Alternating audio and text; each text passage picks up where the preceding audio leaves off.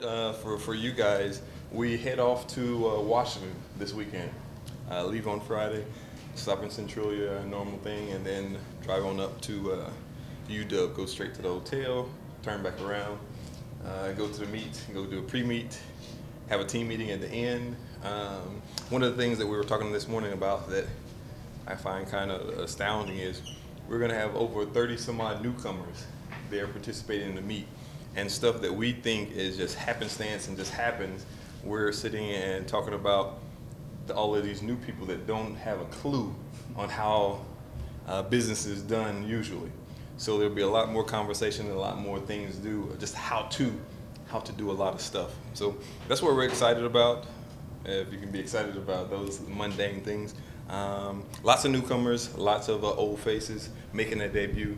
No idea what they're going to do, no expectation at all. Just to go up there and, as we say, get some of that rust off and see where we are at this point in time in the year. You said 30 newcomers. That sounds like a lot, but what is it in regards to how many usually? Oh gosh, traditionally it's usually about 8 to 10. And so to double, almost triple that. And then here's a tidbit of information if you guys have been following any of them Oregon TFs or Run for Ducks accounts, is we have 4 mid-year kids that are going to be on our team. Amanda Garage, transfer from Utah. Ruby Stauber, transfer from LSU. Cravon Gillespie, a transfer from Mount Sac. And then last but not least, Brian D. Rogier from A&M. So those are 4 newcomers that have probably been on campus less than 3 days that we don't even know if we're going to enter them in the meet or not, even though all of those kids are cleared to compete right away. So we can compete them if we choose to. It'll be an Oregon thing if they do not run. But another exciting thing there as far as all of the new people there coming up. But we'll see what we get. But of all those newcomers, are there any that you know for sure aren't or will be redshirting this year? No, at this point in time, everything is on the table. If we feel like they can help us, and when I say help us, not so much for the MPSF, but more so for the national meet, they'll compete. With all the newcomers, have you talked to some of the veterans that have been here as far as guidance and how to do things the Oregon way? Yeah, and that's probably some of that meeting, that team meeting that we're going to do today, is inform them to be there for the younger ones, and when they're pulling their hair out, stressing over what should I pack in my bag, to maybe lend a supporting ear and some kind, calming voice over them during this process. As a coach, do you enjoy that, like seeing newcomers go from off the top like that? Yes and no. Yes, because they bring a new energy and a newness and aloofness that is fun and exciting, a different vibe, a different energy. No, because of all of the headaches and the gray hairs and the dumb things that freshmen do. So yes and no. We just talked to a triple jumper who's running the 60 this weekend. Any other curveballs like that, kind of training events? Yeah, so if you look at the entries on this meet, those kids have a lot of different options. So there's 1,000. We usually don't run with 1,000. I think there's a 600. We usually don't mess with a 600. So there's some of those odd events, off distances that are there. But for Tristan, who you're referring to, or maybe even Shaquin, who you're referring to. Yeah. Tristan and Shaquin, they're both triple jumpers. They're going to run the 60. I need them to work on their speed. Yeah. And what better way to do that in a meet setting, and especially with a low-key meet like this, that we're just going up there to get some of the rust off. It'd be awesome for them to get their feet wet in the sprint lane. She's talking about how she's nervous, and some of the sprinting techniques she doesn't have down.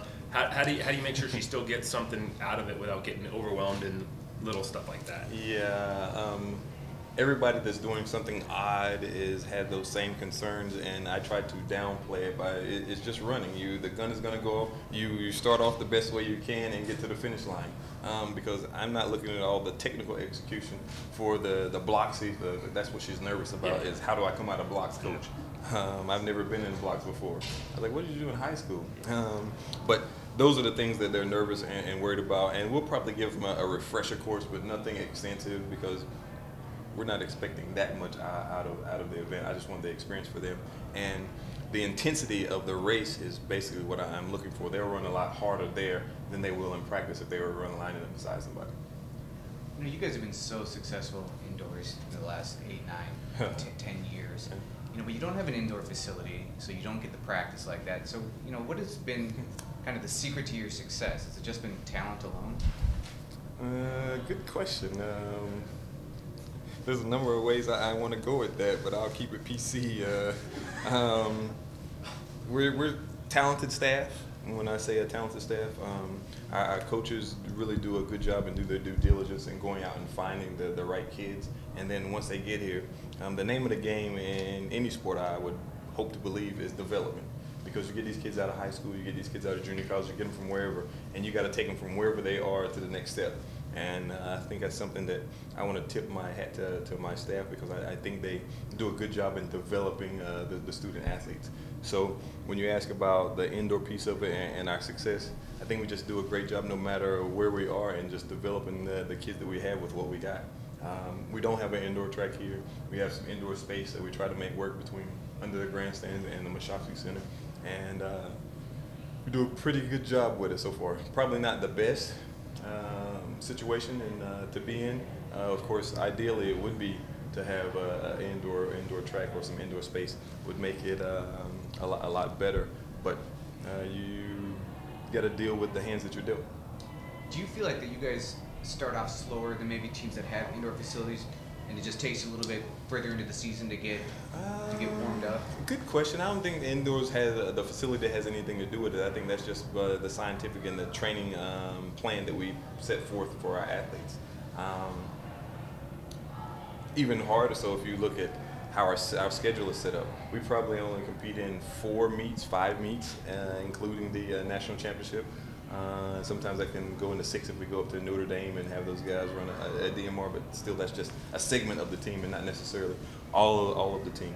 And if you compare our schedule with other schedules who are competing 8 and 9 times indoors, there definitely should be further along and more race sharp and have the nuances of indoor track. And the indoor track is one of those things to where there's actually a strategy in there, and it's one of those things that the fastest kid doesn't always win. Maybe I'm letting the cat out of the bag here, but in those circular events, if you can lead the straightaways, you 9 times out of 10 don't get past in the curve, and the straightaways are only 45, 50 meters long, and then you got a turn there. So if you can stay ahead and play the slow up, speed up game, there you can kind of control a race to a sense. So indoors, the fastest kid doesn't always win. Now this doesn't happen that way all the time, but for the most part, it can happen that way. So in that regard, how much do you get out of evaluating the competition when you see, can you really take anything, especially out of the first meet when you look across and see the other teams? Yes and no. There's been some unbelievably fast times so far in the year. Like usually there's a meet in December, and then of course this past weekend there was a meet, and there's some really good results there, both in the field events and on the track events. So what I say, the good rule of thumb is whatever you see now, you can probably take a second off of it in some of those dashes and some of those the quarters and the 8s because they'll get in better shape. You know, usually you'll see a big push there in the middle of February where you'll see those are the times that you probably need to pay more attention to than the earlier ones.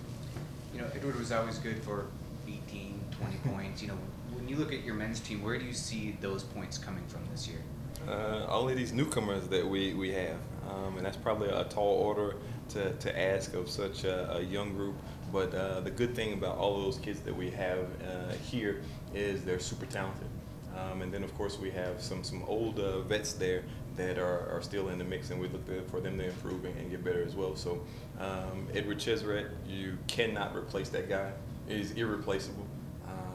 However, we'll go about this year by trying to do that by committee. Same on the women's side for the pieces that you lost on that side?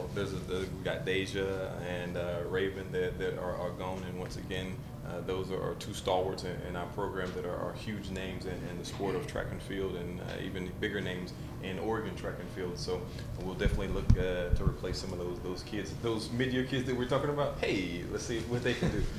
Those would be good options there. But once again, phenomenal kids that have come through our program, and no one person can replace them. I know Matthew didn't get his cross-country season that he wanted, but is he healthy and ready to go? Training right well. Had a good Christmas break workouts there, so our anticipation is that he's up and running and going to be called upon. Maybe not at this first meet, but definitely when we travel to New York.